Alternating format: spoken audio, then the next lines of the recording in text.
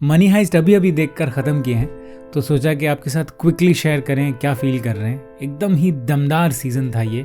First volume of course, second volume दिसंबर में आएगा, लेकिन क्विकली आप देखें जैसे ही सीज़न शुरू होता है पहला ही शॉट ऐसा लगता है मानो किसी इम्प्रेशनिस्ट पेंटिंग से निकाला गया शॉट हो। बिल्कुल एकदम कलाकारी से बनाया गया शॉट लगता है जब आप वो देखें। और अगला ही शॉट जैसे जिस तरीके से लाइट पड़ रही है ऊपर के गटर लाइन से, गटर के ग्रिल से, वो लाइट और ये एक अजनबी औरत की छवि, जहाँ आपको ये तो पता चल रहा है कि कुछ तो गड़बड़ है, पर ये नहीं पता चल रहा कि कौन है ये विलन है या हीरो है। हालांकि हल्का हल्का नेगेटिव फील आ जाता है। हर सीन जो है कि बड़ा आर्टिस्टिकली शूट किया गया। इवन लव मेकिंग सीन्स जो हैं बहुत आर्टिस्टिकली शूट किए हैं। प्रोफेसर को इससे ज़्यादा हेल्पलेस आपने नहीं देखा होगा इस सीज़न में। एकदम ही जो है कि बिल्कुल लाचार और बेचारा सा कैरेक्टर। हमेशा हमने देखा है कि इससे पहले सीज़न में कि प्रोफेसर हमेशा कंट्रोल में रहते हैं, हमेशा उन्हें पता होता है कि नेक्स्ट स्टेप क्या है। Plan A, plan B, plan C, plan D तक रखे होते हैं। लेकिन इस सीज़न में आप देखते हैं कि प्रोफेसर बिल्कुल लाचार, बिल्कुल हेल्पलेस फील कर रहे हैं, और वो एकदम सही, एकदम एक्यूरेटली जो है कि झलकता है उनके चेहरे से, उनकी एक्टिंग से। और ये सीन जहाँ हमको वो देखते ही हमको NFS की याद आ गई, नीड फॉर स्पीड की, जहाँ ऊपर हेलीकॉप्टर परस्यूट हो रहा है कार का। एक कार जो है कि जिसका पीछा कर रहे हैं। ये कार कौन चला रहा होता है, कहाँ से निकलती है, ये स्पॉइलर आपको नहीं बताएंगे। लेकिन हाँ, ये ज़बरदस्त सीन था। हमको देख के तो बड़ा ही मज़ा आ गया, बड़ा नॉस्टैल्जिक फील आया ये सीन देखकर। और जिस तरीके से ये स्टोरी टेलिंग जिस तरीके से यूज़ करते हैं, एक पल प्रेजेंट मोमेंट में होते हैं, दूसरे ही पल जो है कि पास्ट में चले जाते हैं, फिर प्रेजेंट में आते हैं, फिर पास्ट में चले जाते हैं। तो कई सारे ऐसे सीन्स हैं जहाँ आप प्रेजेंट में हैं, फिर पास्ट में जा रहे हैं, रिलेशनशिप्स एक्सप्लोर कर रहे हैं, love relationships, father daughter relationships, और वो स्टोरी टेलिंग का तरीका, जहाँ आप एक पल यहाँ हैं और अगले ही पल आपको पता नहीं आप पीछे फ्लैशबैक में, पास्ट में कुछ तो देख रहे हैं जिसका कुछ तो अभी मीनिंग निकलता है इस पल में। वो आप सीरीज़ देखेंगे तो पता चलेगा कि वहाँ से कैसे ट्रांजिशन होता है पास्ट से प्रेजेंट में, और फिर आप उस प्रेजेंट मोमेंट में मीनिंग खोजते हैं उस पास्ट का। ज़बरदस्त तरीका इस्तेमाल करने का। और जैसा मैंने कहा कि हर सीन में एक ऐसा लगता है कि कोई पेंटर है जो पेंटिंग कर रहा है। बिल्कुल लगता ही नहीं है कि आप जो है एक टीवी सीरीज़ देख रहे हैं या एक मूवी देख रहे हैं। ऐसा लग रहा है कि कोई पेंटर है जो पेंट कर रहा है। और ज़बरदस्त हर सीन में वो उन्होंने वो चीज़ लाने की कोशिश की है। और एक और अहम बात कि बहुत सारे of course professor lead character तो हैं, लेकिन बहुत सारे फीमेल कैरेक्टर्स जो हैं कि अहम भूमिका निभाई है इसमें। और ये ऑफ लेट हम देख रहे हैं, हमने मिर्ज़ापुर में भी देखा था ये, कि फीमेल कैरेक्टर्स जो हैं वो स्टोरी को ड्राइव करती हैं, वो ले जाती हैं एक अलग दिशा में।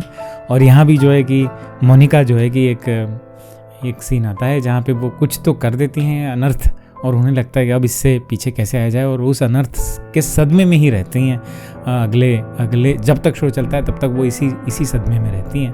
और हर फीमेल किरदार के लाइफ में कुछ न कुछ एक्स्ट्राऑर्डिनरी हो रहा होता है। इस शो में हम एक बेबी डिलीवरी भी देखते हैं, जहाँ पे जो हमारी पिछले सीजन्स में जो पुलिस ऑफिसर थी, आउटकास्ट पुलिस ऑफिसर, इस सीज़न में जो है कि एक बेबी डिलीवर करती हैं।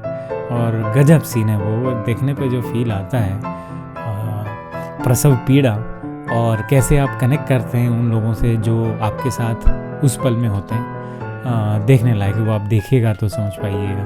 कर्नल भी गजब नेगेटिव रोल तो नहीं कह सकते, एंटागनिस्ट का रोल जो है कि गजब निभा रहे हैं। जब भी स्क्रीन पे आते हैं आपको लग जाता है कि कोई तो नेगेटिव कैरेक्टर है और कुछ तो खुराफाती कर रहे हैं, नेगेटिव चल रहा है इनके दिमाग में। गजब किरदार इनका भी निभाया है इन्होंने। कहीं जगह पे होता है, कभी कहीं ऐसा होता है कि या आप एथिकली ग्रे रीजन्स में हैं, लेकिन इनके केस में, कर्नल तमायो के केस में, ये ग्रे होते ही नहीं, ये एब्सोल्यूट ब्लैक है। मतलब कोई बिल्कुल नेगेटिव डिसीजन ही लेना है और ब्लैक डिसीजन ही लेना है, कोई ग्रे ही नहीं है। और आप इस सीरीज़ में ये भी देखते हैं कि कैसे जब युद्ध होता है तो वॉर क्राइम्स क्या क्या होते हैं, इसके बारे में एक बहुत सटल वे में डिस्क्राइब करते हैं, लेकिन करते हैं। और तब पता चलता है कि जब युद्ध होता है तो क्या क्या चीज़ें करते हैं सोल्जर्स और क्या क्या करना पड़ता है युद्ध जीतने के लिए, वो आप समझते हैं। और गजब, वो ये कर्नल तमायो और इनके साथियों का सीन भी गजब देखने लायक है। और ड्रामा का हर एलिमेंट है इस सीज़न में, इस वॉल्यूम में, कि कहाँ तो जो है कि रोमांस से शुरू हो रहा है, हाइस्ट शुरू हो रहा है, और हाइस्ट के अंदर हाइस्ट हो रहा है, एक हाइस्टसेप्शन हो रहा है, चोरी के अंदर चोरी हो रही है, और जो है कि उस चोरी में एक गजब सी एक खूबसूरत लेडी को लेकर आते हैं, वो पियानो बजा रही होती हैं। तभी हमें जो है कि हमारे चहेते बर्लिन जो है कि देखने मिलते हैं, और बर्लिन और इनके बेटे के बीच का बॉन्डिंग और कमराडरी, वो गजब सीन है। वो भी एक अलग जायका देता है। आप उस पल के लिए ऐसा लगता है कि आप कुछ और देख रहे हैं। जो भी बर्लिन और उनके बेटे के बीच सीन है, और ये हाइस्ट के अंदर का एक हाइस्ट है, तो आपको लगता है कि आप देख रहे हैं, लेकिन फिर आप कड़ी जोड़ पाएंगे उस हाइस्ट से इस हाइस्ट में कड़ी जोड़ पाएंगे आप। और वही वो हाइस्ट जब ख़त्म होता है तो ये भी बताते हैं कि कैसे एक हाइस्ट ख़त्म करके कैसे एग्जिट किया जाए उस हाइस्ट से, दबंगई से कैसे एकदम फुल कॉन्फिडेंस में आप बाहर निकलें, ये आपको देखने मिलता है। और जैसा कि मैंने कहा कि फुल ड्रामा है, हर चीज़ है, रोमांस है, हाइस्ट है, और धमाका तो गजब है। खूब फायरिंग, खूब धमाका हो रहा होता है पूरे सीरीज़ में। अगर आप एड्रेनलिन जंकी हैं तो आपको ये सीरीज़ ज़रूर पसंद आएगा। फुल गोला बारूदी हो रही होती है, फुल धमाके हो रहे होते हैं, आप एकदम चिपके रहेंगे अपने सीट से और सोचेंगे कि अगला क्या हो रहा है, अगला क्या होगा। ये पूरा सीरीज़ क्योंकि एक रोलर कोस्टर राइड है, और ये अगला क्या होगा के चक्कर में आप एक जगह पहुंचते हैं जहां आप टोक्यो और उनके प्रेम प्रसंगों के बारे में जानते हैं, और कि उनके पुराने रिश्ते कैसे थे, उनके अभी के रिश्ते कैसे हैं, और टोक्यो को करीब से जानने का मौका मिलता है आपको कि वो कैसा सोचती हैं, किस तरह का व्यक्तित्व है उनका। और जैसे ही आप वो देखते हैं, आप उनसे कनेक्ट करने लगते हैं किसी लेवल पे। और पता नहीं क्यों इस सीरीज़ में टोक्यो का हर रूप दिखाया गया है, रोमांस से लेकर एक्शन से लेकर, किसी से प्यार कर रही हैं, किसी को डरा रही हैं, किसी के साथ बैठी हैं बात कर रही हैं, किसी को ऐसे फ्लर्टेशियस नज़र से देख रही हैं, राइट। तो हर वो चेहरा टोक्यो का दिखाया गया इस सीरीज़ में, इस सीज़न में। जैसे ही आप अंत तक पहुंचते हैं सीज़न के, क्योंकि बहुत सारे थ्रेड्स चल रहे होते हैं, बहुत सारा एक्शन चल रहा होता है, आपको समझ में नहीं आता कि कहाँ क्या होने वाला है।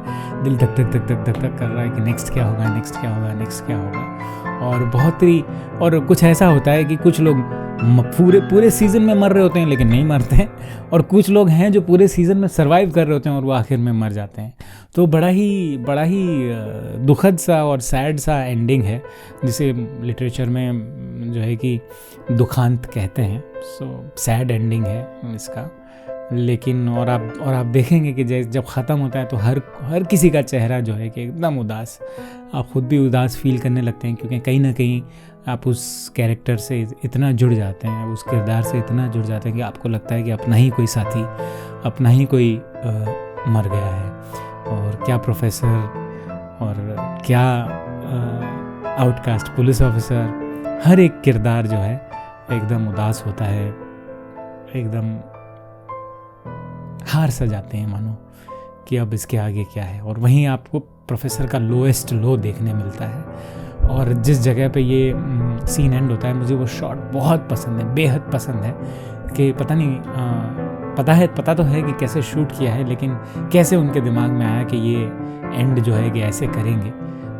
गजब का शॉट है ये। और हम बार पता है फिर जाके ये देख रहे थे कि ये आहा कितनी ब्यूटीफुली इसको शूट किया है।